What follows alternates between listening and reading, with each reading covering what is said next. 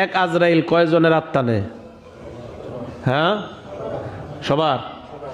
যদি বাংলাদেশে একই সময় 10 জন মারা যায়, ইন্ডিয়াতেও 10 জন, পাকিস্তানেও 10 জন একই সময় মারা যায়, আজরাইল কোন দেশেরটা নিছে? হ্যাঁ, আল্লাহ কোরআনে কোথাও আজরাইলের নাম বলে নাই, বলছে মালাকুল মাউত। 21 নম্বর পারা 15 নম্বর পৃষ্ঠা সূরা আলিফ লাম মিম আস-সাজদা আয়াত নম্বর 11 আল্লাহ বলেন, কুল ইয়াতাওয়াফাকুম মালাকুল মাউত, নবী আপনি বলেন তোমাদের মৃত্যু দেয় মালাকুল মাউত, আল্লাযী উকিলা বিকুম, যেই মালাকুল মাউত তোমাদের সাথে নির্ধারণ করে দেওয়া হয়েছে।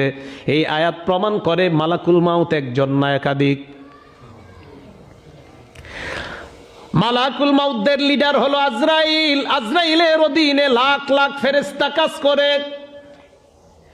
যে এলাকায় যার মৃত্যুর প্রয়োজন হয় আজরাইল পাঠায় দেয়, যাও যাও তার আত্মাটা নিয়ে মনে রাখবেন।